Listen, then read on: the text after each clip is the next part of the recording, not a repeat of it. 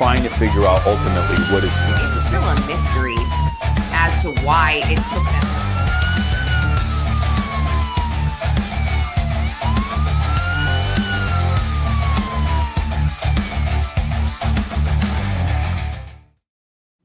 Hey everyone, so sorry about that. I'm Lauren Conlon, and with me as always is my favorite former homicide prosecutor, Jarrett Barentino. Hey Jarrett.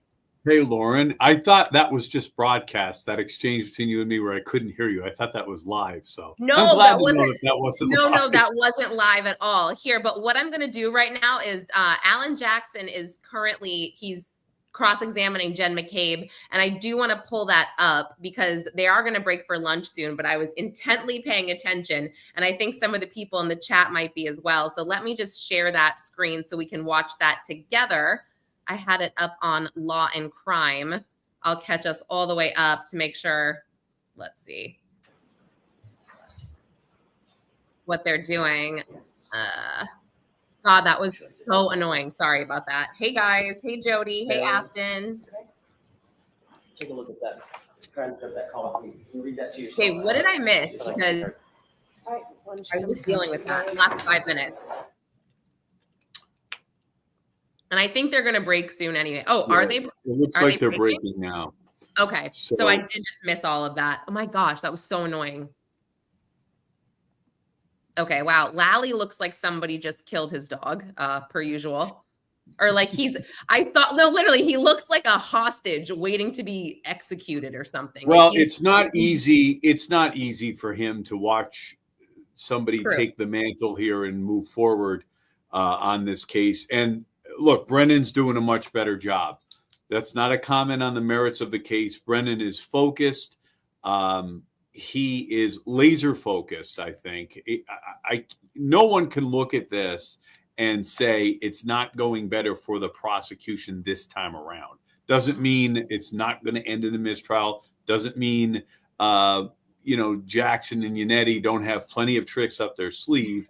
And Alessi, I can't forget about him. But I just think this prosecution team is much more focused.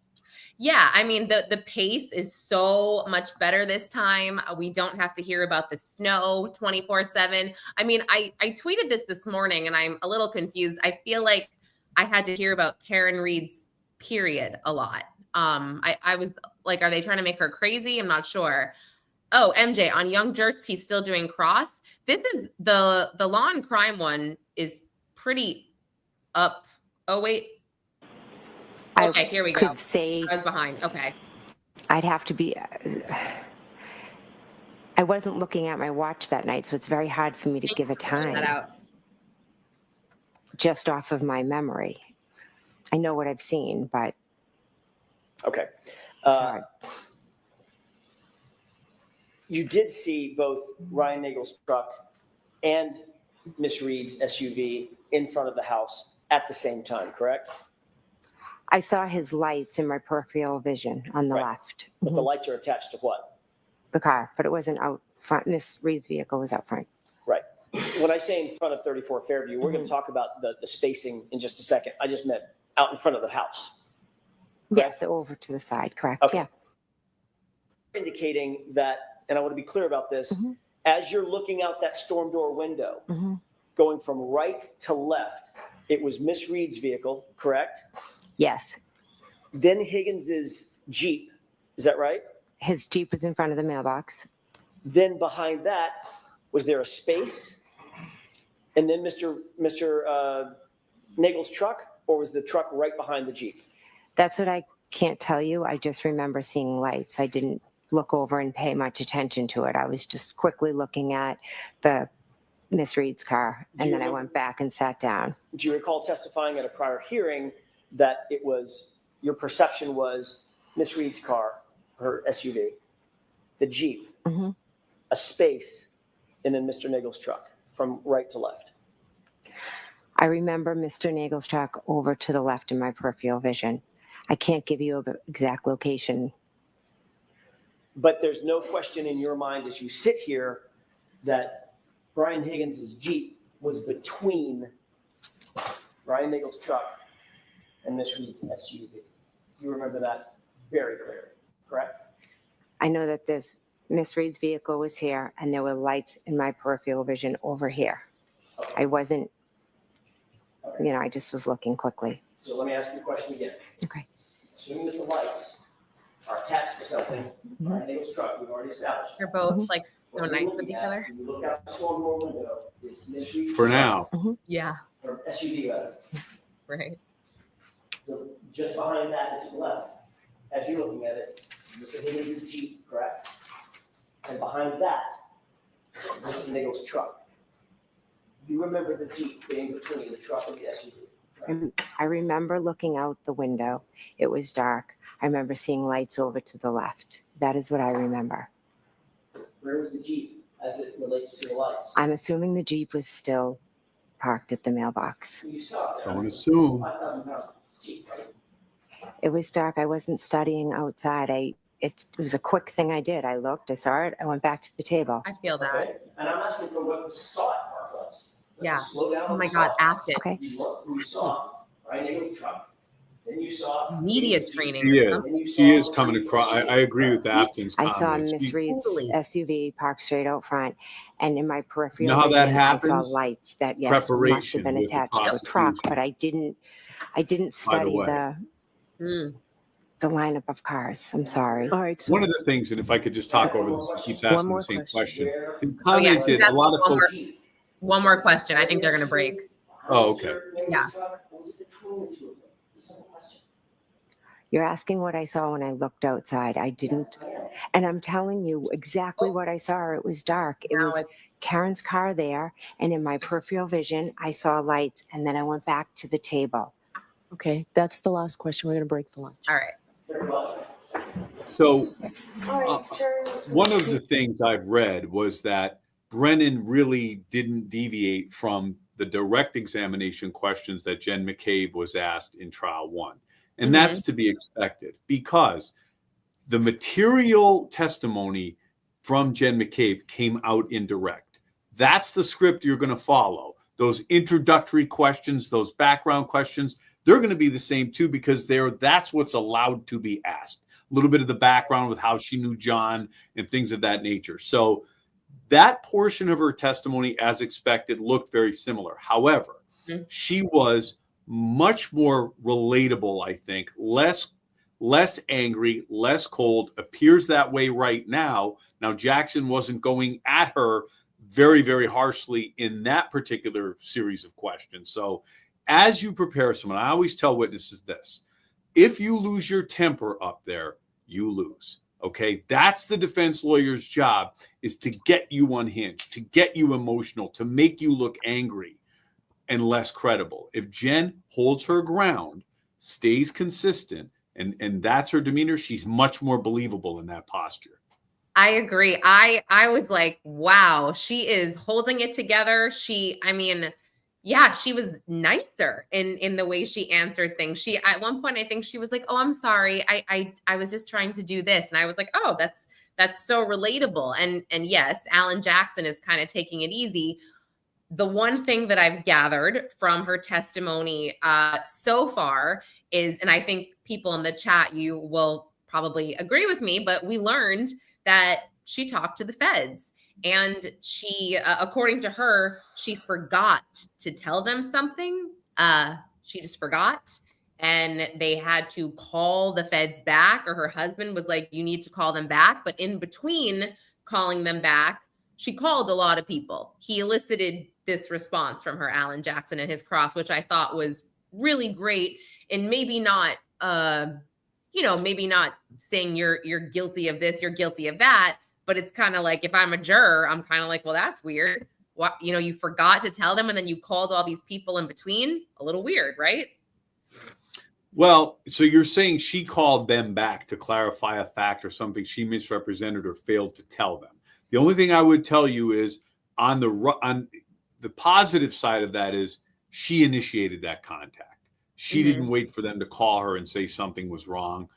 That happens. Well, she said her husband was like, you got to call them, like that type of thing. Yeah. Well, but that's fine. I think, to me, I would spin that it makes it more credible. She wants to ensure that it's precise. She wants to ensure that it's complete. So much so, she's calling them. Now, if she called other people to make sure that was a good idea, I mean, you could spin that either way. I would say she was trying to be complete and concise, did not want to leave anything out. And I'm going to be honest with you, sometimes that happens. There are questions they fail to ask. There's answers maybe she forgot to give or a point she forgot to clarify. So that could cut both ways. I think so. I think you're right. And I'm not, like I said, I don't think she looks bad on the stand right now. I think that was kind of, that was the whole interesting thing for me that happened this morning. And I'm sorry, you guys, I have horrible allergies. I have a cold. I am kind of a mess. And look at this. I broke my middle nail. I'm so pissed about that. You guys, ladies, you know what I'm talking about. It's like a day ruiner when you're like, what am I going to do with this jagged ass nail? But anyway, I thought one of the highlights yesterday, I was catching up last night on everything. One of the highlights yesterday was actually when Robert Alessi got Ian Whiffen to admit there was reasonable doubt in the Commonwealth's case. That was phone. I was like, what? He broke it into two questions. Is that reasonable? And is that doubt? Which if he asked him, is that reasonable doubt? I would object and say he's asking him for a conclusion of law. And that objection would be granted. So he would not be allowed to ask that question. I thought that was great. I thought that the new testimony on the phone. So it's like, I almost feel like a juror in this situation. So, the first aspect of the phone testimony I thought was great. The temperature was great. And then when Alessi was done, I thought it was not so great. I thought that that image, here's what you don't ever want to look like, that you're hiding something from the jury. Okay. It's one thing where they test your science. That image where the zone of potential locations of the phone expanded through the house. And it noted that it was not included in his report, makes him look like he hid something from the jury. No one forgets how you make them feel. If they feel like you hid something, that's a problem. And I think of everything. Sorry. What so, do you? Yeah, go back to that. Sorry. So what? The photograph?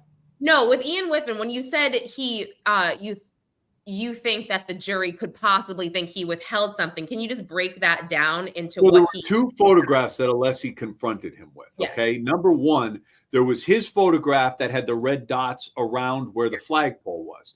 Then there was a second photograph that came from their report that was not presented in court the second time around, or the another amended report, where there was a white zone of possible locations of the phone that went well into the house. Okay. Not the whole house. If you look at the circle, it kind of cuts through the front, could be anywhere in the house. The point was that particular photograph came from Wilhelm's, his documentation. And my sentiment is, if the jury looks at that and says, you withheld that from us, you didn't show us that was hidden from us by you, that cuts very badly for him, I think.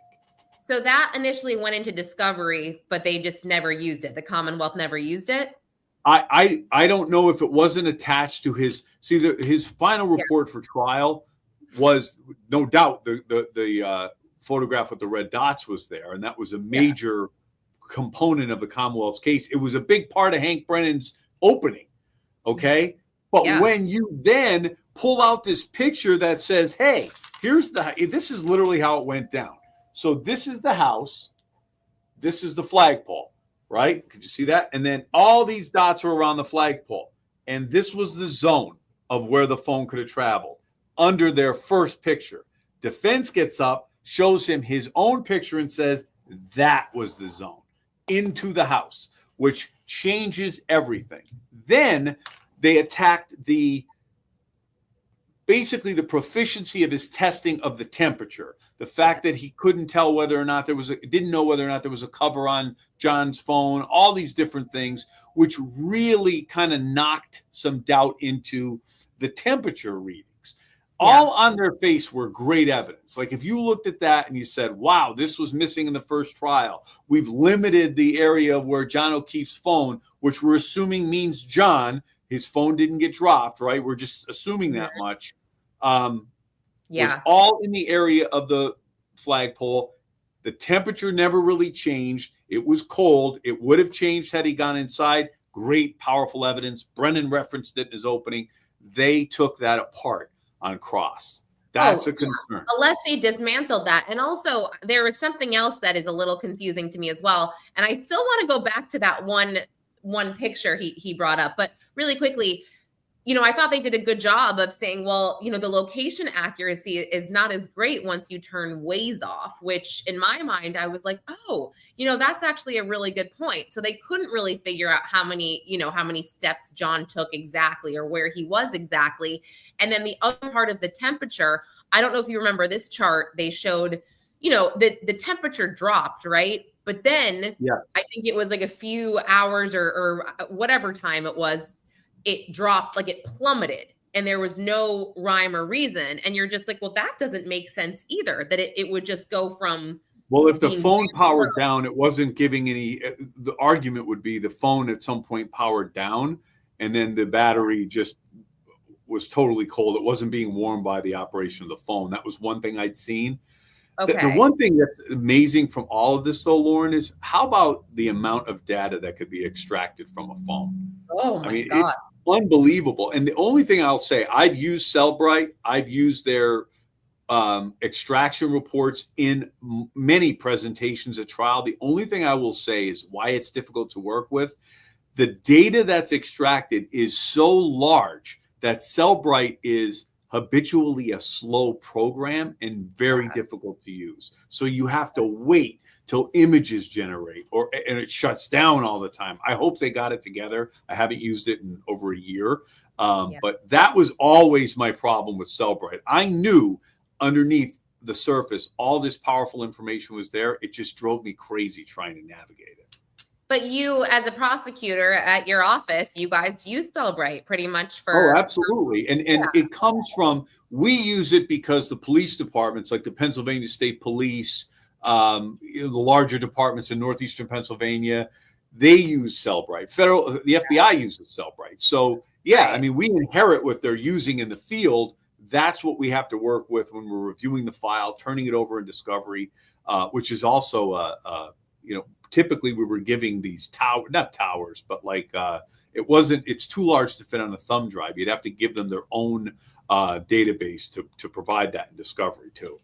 Yeah. And it's just, I always go back to this because it's always made me laugh with everything. It's like, hey, listen to Cellbrite, except for in this case. And by the way, the case coming in right after this, you're going to have to listen to Cellbrite, and after that, and after that. And then here we have Ian Whiffen, who no longer works for them. And he's like, oh, use this program I created. I don't find him to be the most credible. I actually found the Commonwealth's other witness, Jessica Hyde, to be a bit more credible than Ian Whiffen, because I think. Oh, sorry. Go ahead. No, that's it, really, from the first trial. But we haven't heard from her yet. But I guess just with Alessi and with what you said with that him withholding that paper image and not showing that this could have possibly happened with the dots over by the house. That is very weird, So I don't know why. I don't know if he intentionally withheld it, but that's a dark feeling to leave the jury with. The other thing I'll say about Whiffen was I liked. He's the guy that you would have had from Cellbrite because he did those tests and everything else. I thought he was, like I said, he was strong and direct. Mm-hmm. He was susceptible and vulnerable and cross, and it wasn't great. I have to tell you, and I'm sure you know that. I don't think I have to tell you it wasn't great. It wasn't. No. Yeah, definitely. No, like, oh gosh, this, I will say, wait, let me go to the chat. Any update on the Lauren? Sorry, Ron. We are Lauren Taylor AG case. That's a case that we have discussed, but we're probably not going to go over that today. So I don't have any updates there. So, Lauren, the other point I wanted to make about the very first conversation you and I ever had at Gotham Studios in New York when we talked for the first time with Karen Reed, and you introduced me to the Karen Reed case. Yeah. Thank you. I appreciate that. But but the one question you asked me was about the Haas Long to die in the snow or in the cold. Yeah. Sir. And that was another big point of contention with Whiffen. my very first reaction when you asked that question was, it doesn't necessarily mean that search was made at 2:27. It could have been hours later. It all has to do with internal clocks and when things were established. So it looks like that is more so coming out this time. But again, he was vulnerable to cross on that as well. So I don't know. I'm looking forward to some additional experts coming. The ARCA group is in. I knew that was going to happen. I think nobody was shocked by the fact that Judge Cannone allowed them in. I thought Brennan was great on his voir dire of them. What? But at the same time, he was great. He was a piece of I thought it was good. Language. What? No, that was so rude. There was no reason for that, Jarrett. Remember, there was no jury present, and it got to the judge. Thank you, Sue. I did become a person that is more intrigued by this case and less annoyed. But you got to remember one thing: Brennan's performance with voir diring ARCA was not in front of the jury. He is showing how upset he was. That stuff about deleting the text was not good for the defense. And so the judge, but at the end of the day, you cannot deny Karen Reed access to those experts. Here's why. It came in through the federal report. They were kind of dumped in their lap. Yes, there were conversations. Here's the thing. They will be cross-examined extensively on that report. And all of that is fair game. If Brennan wants to talk about those texts again, he can do that. He can say, look, you've been talking to these guys for months. You didn't provide us with those notes. Why not? You deleted them. It's because you didn't want us to see them, right? And he's going to hammer that point away. And what did we say? Jurors don't like to feel like you're hiding something from them. Yeah, I guess like going back to this whole deleting thing, we've got witnesses that allegedly delete stuff. Now we're talking about experts, and I don't know everybody's phone habits. I know my own phone habits. I delete stuff sometimes. I would say when I've got some weird, creepy Google searches that I find weird, like if I don't know, I was Googling somebody. But Lauren, here's the thing. When the very nature and the amount of contacts between Jackson and his team and the ARCA boys, right, is an issue. He said there were around 100 texts that vanished. That is, they may have been talking about logistics, and that's entirely possible, but that is something that they'll feel strange about that. It's not going to be great. But you could also argue like 100 texts or whatever is like, did you do this? Yeah. When? Tomorrow.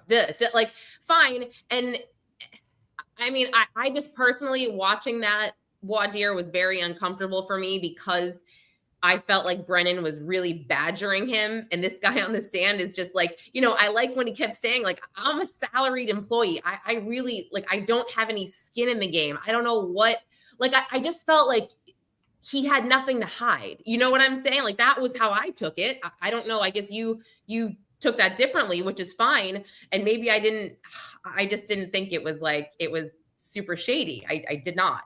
I don't think he, well, I liked when he called him Alan, and then he said he would have called him Mr. Brennan.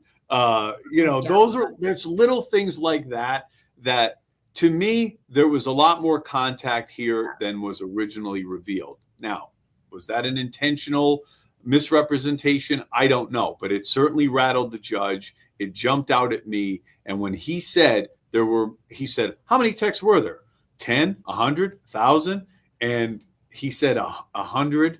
I was surprised. I was like, wow, that's a pretty good amount of texts. I mean, and again, this guy is just trying to be truthful, not hide anything. And he's guessing as well. So I don't know. I just felt like if Brennan treats him, Dr. Wolf, any type of way like he did without a jury present, with the jury present, I think it's going to be a really bad look for them, just because this guy, Dr. Wolf, is, we're going to see not only will they be able to testify exactly what they testified in the first trial, they also are going to be able to basically dismantle what the Commonwealth's expert will say with their accident recreation. So I forget the name of their accident recon guy, but they're having somebody come in, not just Trooper Paul, and ARCA has access to this accident recon, and they are going to dismantle it. So I really do feel like they are going to be killer for this case. And again, if Brennan is hostile with them and this guy is up there with his smile, his dimples, and his, just his knowledge, it's going to look really bad for the That's why I pointed out, and it's worth noting that exchange, although it was pretty intense, was not in front of the jury. And it's another point, and I think people see it. The second the jury walks out of that room, everybody takes on a little bit different of a persona. Like when the jury would walk out in cases I've had, like your shoulders drop, you sit back, you're a little bit more real, like Karen Reed, everybody. So when Brennan is performing in front of the judge, he's playing a different role. He's feigning anger. Well, I don't even think he's feigning. I think they're legit. They're pissed off that the contacts between ARCA and the defense weren't properly represented. And they have to be outraged because they're asking for an extreme result, which would be the suppression of that evidence. So, look, I get what he was trying to do. I agree it won't serve him if he takes that rough of an approach with ARCA in front of the jury. I always looked at experts a couple different ways. The way I always took issue with an expert was I would never try to go head to head with an expert because I'm not an expert in accident reconstruction. I would have my own expert draft the cross-examination questions for the expert. And that's a powerful way to do it, because I'm not to say I'm a moron when it comes to some of those things, but if you think you're going to prove Dr. Wolf wrong because you read a couple of books on accident reconstruction, if he's worth his salt, he'll be able to take you apart at the limbs. Oh yeah. No, I rewatched that a few times and I was just very I guess I didn't understand why the hostility. Why was this so? It was a badgering beatdown, and I just thought it was really inappropriate. And I get it, in terms of the defense can really, come at witnesses and badger them, but also to me, that's what cross-examination is. You're ready for that, right? This was not necessarily a cross-examination. This was pretty direct. So I felt uncomfortable, but again, I'm not a lawyer, so maybe that is what happens. But you know what? I think it's a valid point. His goal was to get him unsettled. And I think he did. And I thought Dr. Wolf held up pretty well. I mean, like you said, he was smiling. Yeah. He was pretty chill. I think he was talking about his kids at one point. I think he got that in the conversation about him and Jackson were talking about something about Dr. Wolf's kids. And I thought he was pretty humanized. But at the same time, Judge Cannoni is not thrilled with this situation.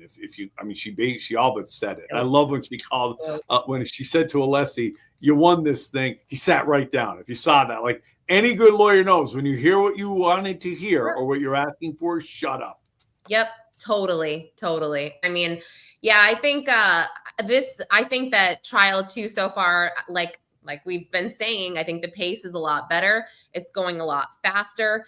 One thing that I do want to point out, if I was a juror, that I thought Hank did a decent job of with, eliciting this from Jennifer McCabe and whoever, I feel like they were able to paint Karen screaming so much. They kept saying this over and over again, and if I'm a juror, I'm going to be, I guess, listening and paying attention. Well, she was screaming so loud that my husband woke up. And well, why was she screaming so loud? I guess if John didn't come home that night, I know that it's not normal for John to come home, not to come home, not to be with his kids. So she thought the worst. But I just mean, I can see the wheels possibly turning in their head the more they paint Karen out to be this, she's losing it because because she knows she did it and blah, blah, blah. Again, I don't know what the jury's thinking, but you know what I'm saying? I think there's part of that, again, if we don't see her as a murderer but a fast backer-upper when she's angry, Mhm. and strikes him thinking he gets knocked down, maybe gets into the house, he's fine. And then she's processing all this in her head, potentially. Here's the part that you and I have never discussed this part, but I've seen it discussed. She knew exactly, at least according to Jennifer McCabe, exactly where to go and saw John O'Keefe in that spot. I know you said that that area is not as big as it looks in pictures. It's Yeah. snowy. He's covered with snow there. The fact that she went right to that spot tells me she knew he was there. And I think that's like, these are things that really jump off the page to jurors, because in your experience in life, you're like, well, how did she know to go right there? Why, if you wouldn't naturally see or think, why would she think John is in that part of the yard in the snow? I can't remember how they crossed with that. How did they cross Carrie with? I don't remember that, but or Jen in the last trial. But Sue said, her being drunk contributed to her expressiveness and possibly overreaction, which I agree. We can all agree that even she has said, I probably drank a little bit too much. She said she had her wits about her. But yeah, everybody's a lot more emotional when they're drunk. And maybe she really did feel guilty because she was screaming at him and she was sending him hate text messages. So nobody wants, your significant other to not come home after you've hate texted them and sent them all these horrible voicemails. So it could be a little bit of that too. I wonder what the jury is thinking throughout all of this. But I feel like the reasonable doubt is being sprinkled everywhere, just like it was the last trial. And we're just getting started. The last thing I want to say about Reed really quickly is that the way that they are having the order of these witnesses, like the fact that they went to 34 Fairview without hearing that Brian Albert did not come out of the house type of thing is a little weird to me. Before they heard from all the different witnesses at the party that they did not see a body, or John O'Keefe's body in the snow. I felt like that was a little strange, I guess. And then, having Ian Whiffen testify first, that was an interesting move, but I guess all strategic on the Commonwealth's part. Well, sometimes it comes down to availability of witnesses too. But here's what I also think. Yes, they're sprinkling that reasonable doubt. Really, the only thing Brennan can take to this case is, we said, a better expert than Paul, okay, and his trial strategy and ability. That's what he brings. And what does that mean? That may mean he's deciding to call witnesses in a certain order, so it keeps the jury's focus on different points on different days. Oftentimes, the rule of thumb is like, tell your story chronologically if you can, or put your experts together, but then you run the risk of jurors being asleep for 3 days. If you have experts that are more drudgery than now, I don't get me wrong. I think the expert testimony to date in Reed trial 2 is compelling and interesting, but there are experts that can be very boring. So a lot of the decision that goes, so Brennan is in the driver's seat now. He gets to make that decision. Why he's doing those things is because he wants the jury focused on certain things at certain times. That's something he brought to the table, where Lally was the kind of guy who was like, put them on, get it going, keep it moving. I didn't feel like there was a lot of that. What, if any? So he wasn't a storyteller. He was not a storyteller. And that's part of, hey, you and I have been on productions and sets, and that the goal, it's very much the same thing. You got to tell a story, and a compelling story. So true. It's so true. Whenever, you do a crime television show or whatever it is, they always want you to leave off with that cliffhanger, or that, like, let's capture the audience and keep them hanging on to our every word. But nope, that was definitely not Adam Lally. Not at all. No, he doesn't care about, I told you, I know prosecutors like that. He could care less about that stuff. And he's more interested in the law and that aspect of the work, which is equally as important, but you got to you don't sell the steak, you sell the sizzle, as they say, right? So no, definitely. Well, I think we can put a pin in Reed for a little bit. I know I will be paying close attention after lunch But, I thought we could just quickly discuss Harvey. I was there yesterday and they still have not gotten to cross-examination. That is what I was looking forward to most.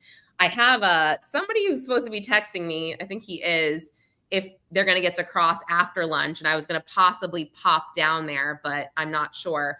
But I have to say, the judge literally told the ADA yesterday to hurry the hell up. Her direct was so brutal, Jarrett. I texted you. It was the foundations she was setting. It was taking forever. But more importantly, I felt like she was not painting Miriam Haley out in the best light to the jurors, who all looked like they were working class people. I don't know if they've ever left New York. I don't know what kind of lives they've led, but they definitely don't look like they led the type of life this woman led, Miriam Haley, where we're looking at her planner and she's like, oh, well, that's the Cannes Film Festival. And then that's our trip to Saint-Tropez. And this is when she's allegedly like a star. I don't know who lives a life like that. My God. Really? No. And at this point, she's like a starving production assistant. They're trying to paint her out as. And just, to be clear, I'm not saying that doesn't mean because she lived a certain life, she couldn't have been allegedly raped. I'm not saying that. I'm just saying to set the foundation for these jurors, it wasn't great. We're looking at her planner where she's like, oh, that's my hair appointment. That's this.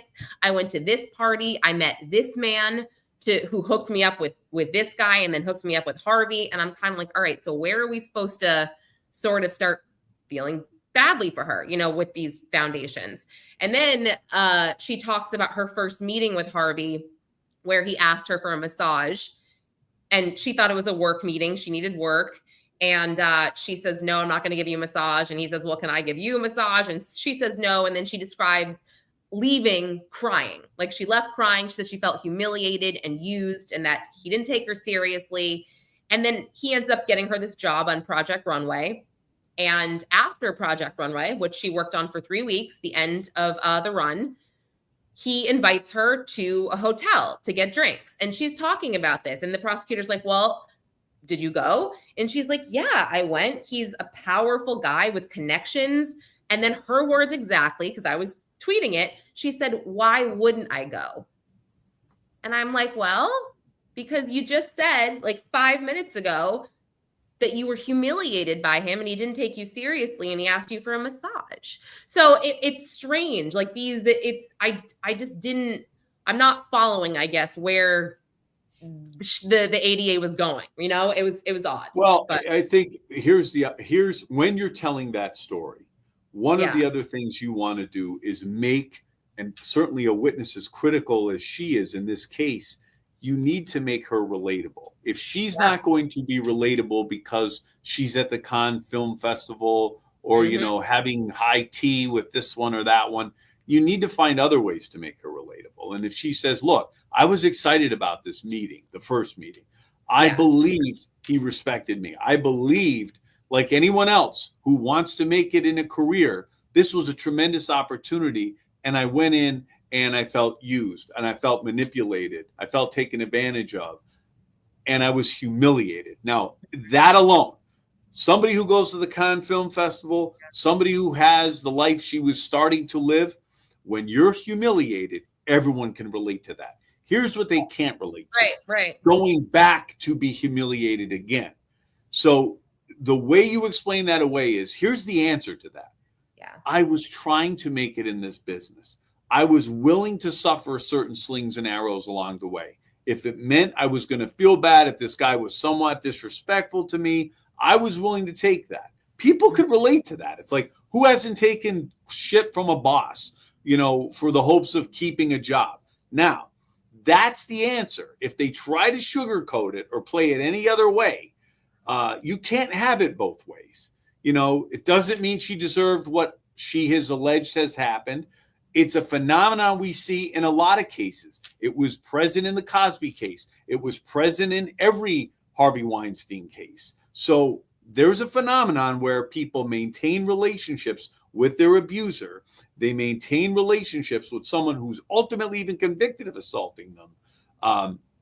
It's a psychological phenomenon, but you need to make her relatable. That's my point. She needs to be able to explain that. she needs to watch some of her words. I don't think that the ADAs worked with her enough on some of her testimony, because she said, like, when Harvey was trying to come up to her apartment one time, she actually said, like, I didn't want him to come in because it was messy. And then the ADA is like, yeah, but like, also you're not attracted to him. And then the defense is like, dude, objection. You've asked 3 or 4 times if she's attracted to him or not. We know that she's not. She's already said it. But like, another thing she said was she didn't want him to do anything to her down there because she felt like she wasn't ready. Like she wasn't, I'm not even talking about a period. I'm talking about maybe she wasn't groomed, whatever. That's another weird thing to say. Like, why? But Lauren, those things, but again, as unpleasant as some of that is, it's relatable and it's credible. This is someone who's up there talking about difficult things. The way to ask the question, though, if she said, I didn't want him to come up to my apartment because it's messy. It was messy. Also relatable, I might add, by the way. Totally, and the next question from the ADA is that the only reason? Not, but you weren't attracted to him. No, because the that's ADA, the one that's leading. The way to ask, you say, is that, Miss Haley, is that the only reason you didn't want Harvey Weinstein to come up to your apartment because it was messy?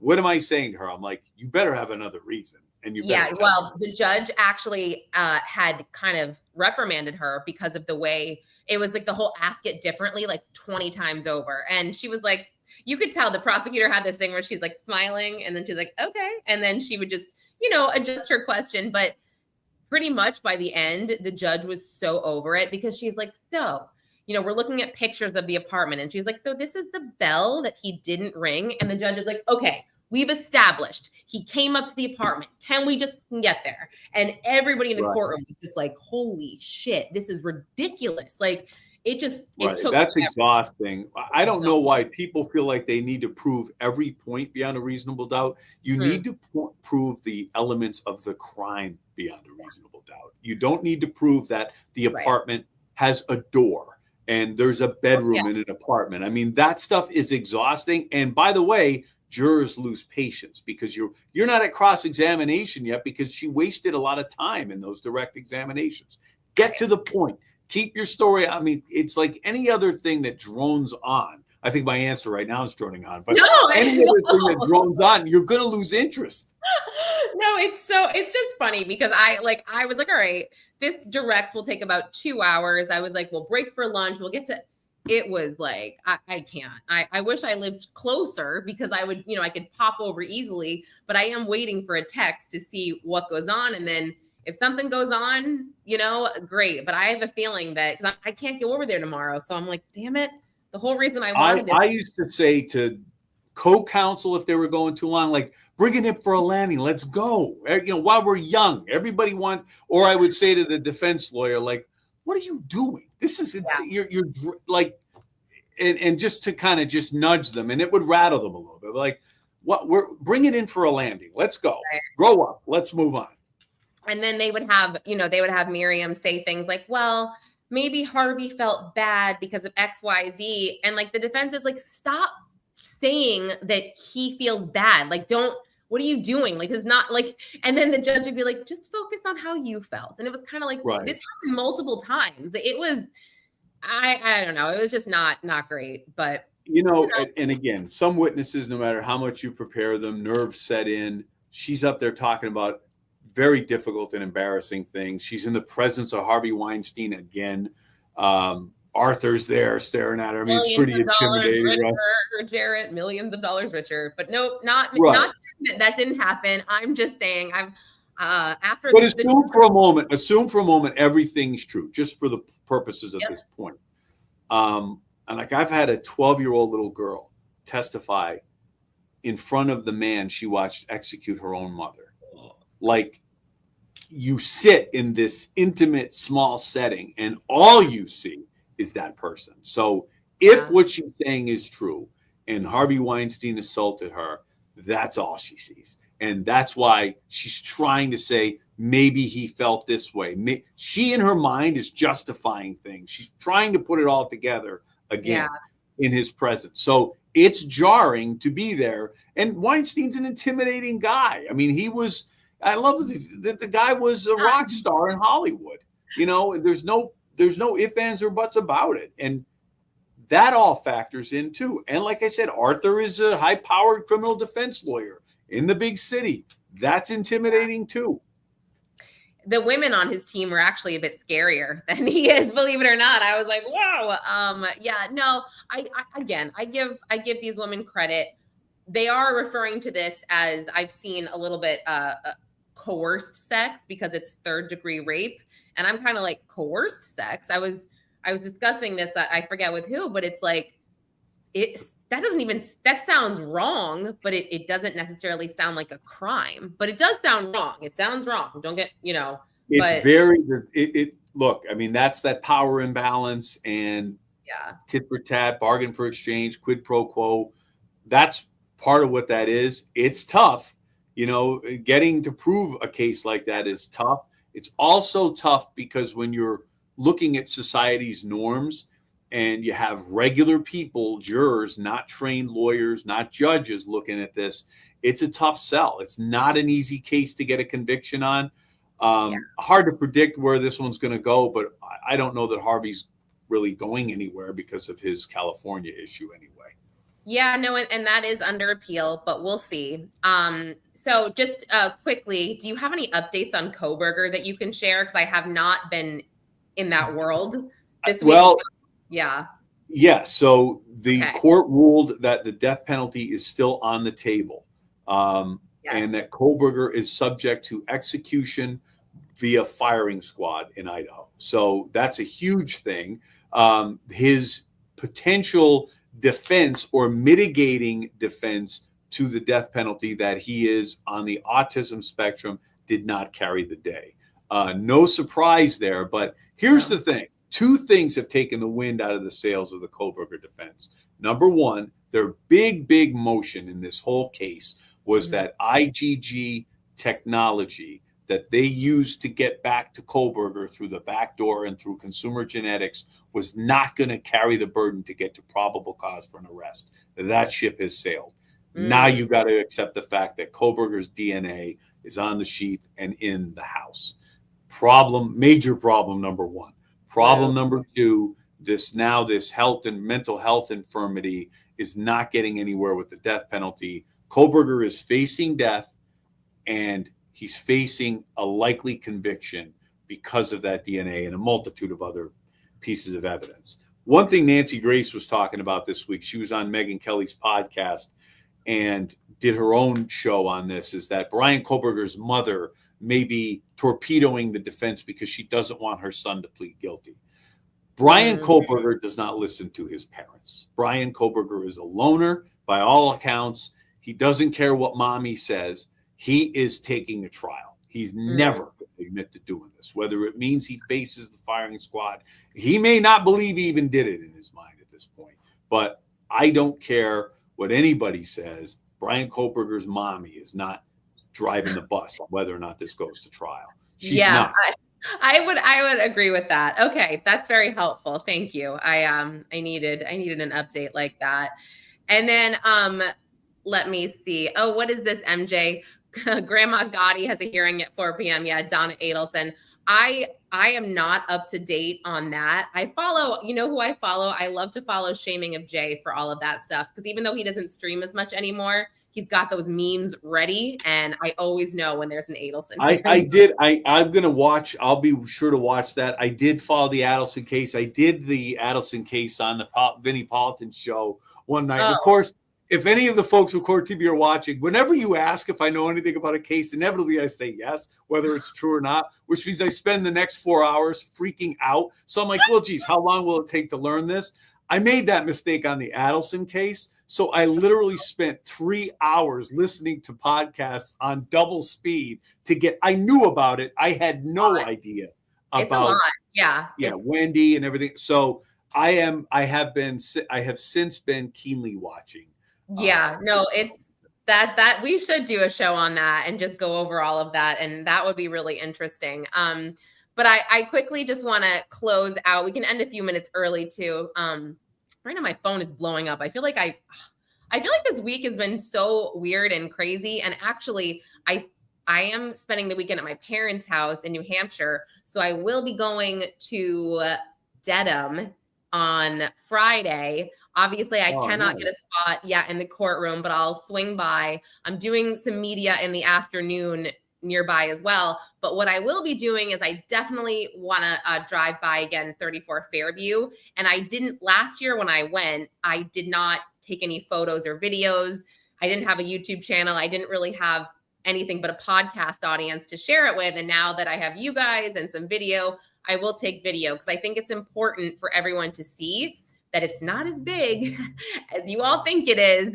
So it makes, for me, when I saw it, I was like, whoa, it's even more wild that one, no one came outside, and two, nobody saw a 6-foot man right here when the driveway is right here. So I will take some footage there. But anyway, I wanted to just quickly comment on Angie Solomon, her hearing yesterday. I am working on another podcast episode for corruption with an update there, but they played the recording between Angie and the hitman. And by the way, she pled not guilty.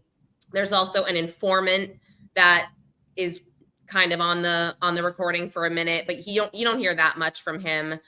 But Jarrett, I don't know if their case is as rock solid as I originally thought, in terms of, it did feel like a lot of the questions were leading. She says that he says, well, what do you want? What do you want me to do? And she says, well, he should be in jail or under the ground. And then she goes on to say like why and how bad he is. And she names some pretty serious, some serious allegations. And then, yes, Marnie, you will. And then he says, okay, well, which is it, under the ground or in jail? And she just like, under the ground. Like she kind of, and she never actually says, I want you to kill him. Never says that. And then when he finally says like, it's done, when you walk out of here, it's done, he's going to be dead, she does start to cry. She says over and over, she has no money, but she can pay him when the trust fund, comes through. But the biggest thing for me was that she kept saying, and he kept repeating it, that she wanted him to disappear, which is almost like, well, a defense attorney could poke some holes in that, sure, right? Well, look, I grew up in northeastern Pennsylvania. When someone says they want someone to disappear, that means like vanish off the face of the earth. So yes, no, and the judge said, yeah, there's probable cause here. We got that. But I guess I'm like, well, wait a minute. If somebody disappears, you don't just get trust fund money if they're not considered. I was kind of confused at all this, where I was I think right. I think that it may cast doubt on motive, or was disappear just a statement instead of like oftentimes that's how these conversations go. You could never really, sometimes you don't get a recording of the conversation. You have it here. You have the promise of payment. Yeah. You have an acknowledgement on her part that that's truly what she wants. She wants him under the ground, which is death. It's tough. We both know she's busted up over everything that's happened in her life. You certainly know better than I, having dealt with her, talked with her, come to know her. But look, this family is under a dark cloud.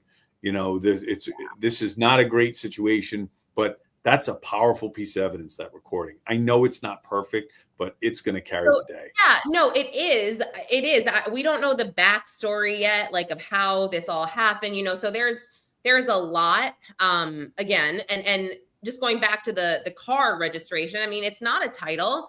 You can give the registration, but you can't transfer ownership through a registration. I think if she had a good defense attorney,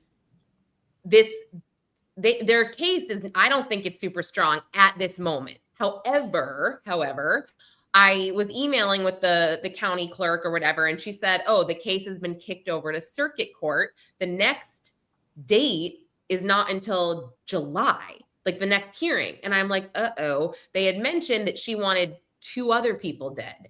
And I had a feeling, just from what I had gathered through some research and whatnot, that these people might be, possibly politicians or in a place of power. And I could definitely see that being kicked in front of a grand jury type of thing, because they just want to nail her, and maybe they think their case isn't so strong here, right? But her public defender was like, well, she didn't mean what she said. I'm like, oh, are you defending a preschool? Like, what? I'm not a lawyer, but I feel like, what? Look, I don't know what other options he or she has based on your voice. I'm going to assume it's a he, but I don't know. Those are tough cases to defend. I mean, it's clear to me. Those are all the magic words. You know, well, the risk here is a jury may feel sorry for her and be like, look, and they convey what she believed at some point, why she was doing this. That's really her only hope.